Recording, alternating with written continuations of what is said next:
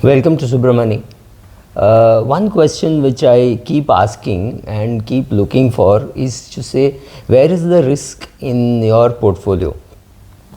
So I'm getting very funny answers on Twitter saying buying bad quality stocks is risk. That's of course risk. That has always been there.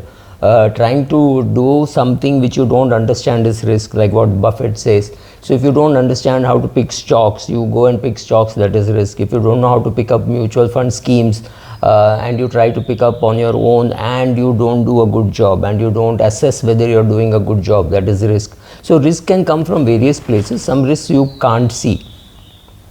That reminds me of a story which happened very long ago, 40 years ago to be precise. I went into the forest, which was the Mudumalai Bandipur forest, and it was a big noisy vehicle like a canter, and we didn't see any, I didn't see any tiger. So when I came away, the forest officer said, look, tiger sighting happened, the tiger saw you. You didn't see the tiger. So it's so true. That was an important lesson in learning about risk. So there are times when you can't see the risk. It does not mean the risk is not there. It is there. It is lurking somewhere in the grass, right? So for example, in Assam, in Guwahati, near Guwahati, is a forest reserve called Kaziranga. The grass there can hide an elephant. In fact, it's called elephant grass. So which means Kaziranga is one place where you can be within 10 feet of a tiger without being able to spot the tiger, simply because the tiger is there in the bushes. So did you see the tiger? No. Did the tiger see you? Perhaps yes. Could you have spotted the tiger? No. Does it mean there was no tiger? The answer is no. So similarly, there is always risk in lurking in your portfolio, and most times we can't see it. I'm going to do this video in two parts. One is talking about risk and one is talking about the bubbles we have seen so far. So 8-year bull run with very small corrections in between, including COVID, makes you so complacent that you think there is no risk in your portfolio. So many people today have started thinking of equity as something like PPF on steroids. PPF will give you 7%, give or take here or there. They may be making some changes, 7% or 7.5%, and equity is something which will give you 12%, and there will be no standard deviation. Thinking there will be no standard deviation in equity is risk, right? So let us look at some of the answers which I have got while on Twitter. When I said, my question was, what is the risk in our equity portfolio over the next 2-3 years? And then I get answers like US-China Cold War getting crazy. Well, that's something which you should know, that it is possible that wars will get crazy. Because the US can do whatever it wants, can get away with it, or that's what it thinks. So all over the world they have been able to go to war without bothering too much about the consequences of that war on the rest of the world. They of course know what they will get. They will get more arms sales. But what will be the implication of that on them or on neighboring countries is something we don't know. They took out Saddam Hussein and they got ISIS, right? So the impact of ISIS on the world is not something which America worries too much about, right? So US-China Cold War, no, it does not bother me because it is already there. So if it is there, it is priced into the risk. Priced into the price, I mean, it's already there in the price. So the risk is already priced in. So then Shyam Sundar says 2024 elections. That's too vague because yes, of course elections are a risk, and one risk which I don't think people appreciate enough is governments, especially governments run by single persons, are also human beings, right? So the greatest of rulers, whether they are Democrats or whether they are chairmen of companies or whether they are dictators, one day there is a physical end to all of us. So that physical end is something which is a risk which is open for everybody. So whether it's a big company owner or somebody dying in a car crash or somebody dying of natural causes, all that risk is there. I don't know why that is not getting into people's grasp and why people are not understanding and accepting that risk. Accumulation of some low quality stocks due to over optimism, that is a good risk to worry about.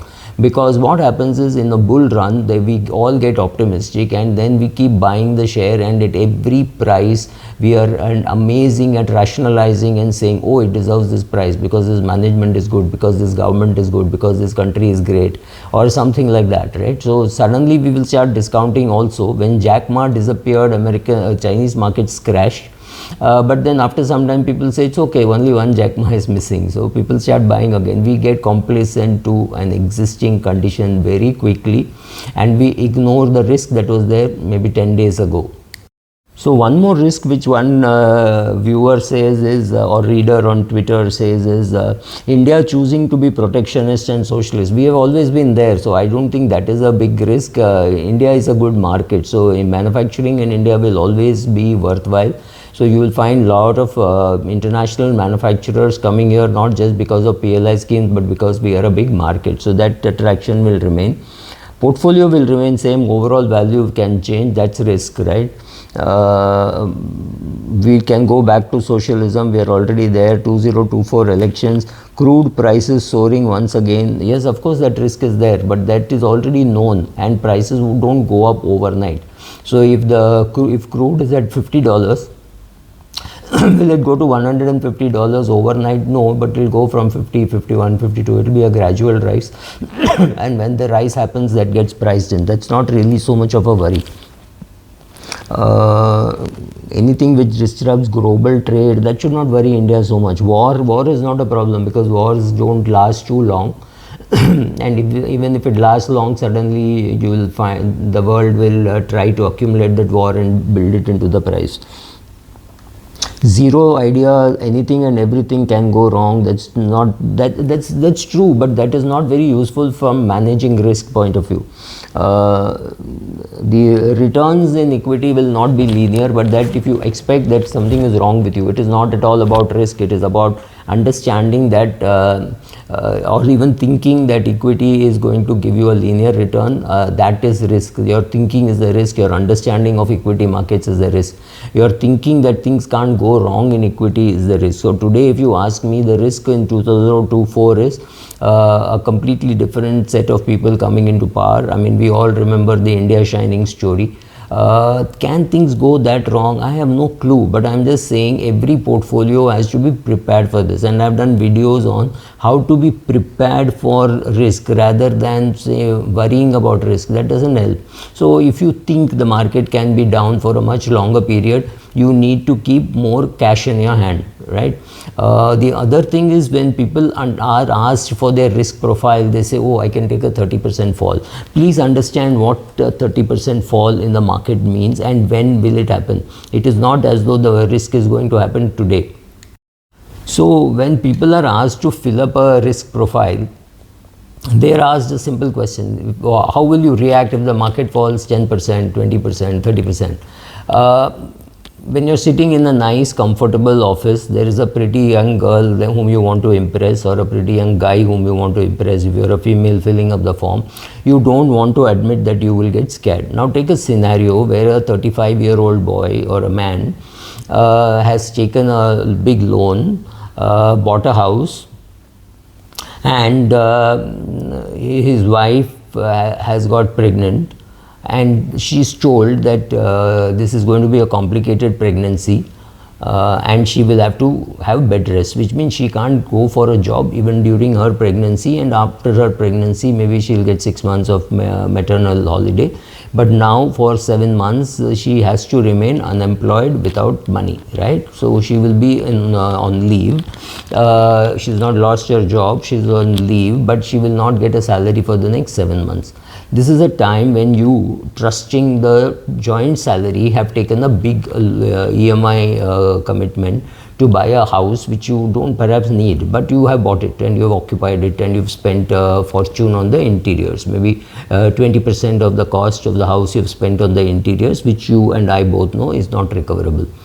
At that stage, you have also put a lot of money in small cap funds and or even some small cap direct equity.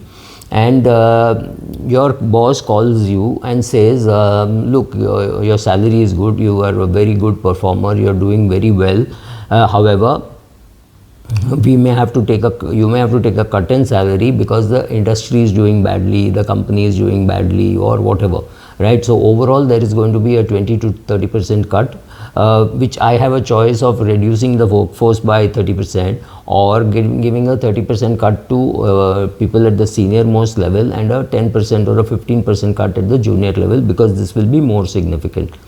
Now when the market falls by 30%, how will you react? This is the question which the questionnaire does not really capture. When things go wrong for you, it goes wrong on all sides and the market falls 30%, or the small cap shares which you bought are just illiquid, right? So when all these things happen together, how will you react is the question. Unfortunately, nobody articulates it that way. Therefore, we don't understand the risk of a falling portfolio. Thank you.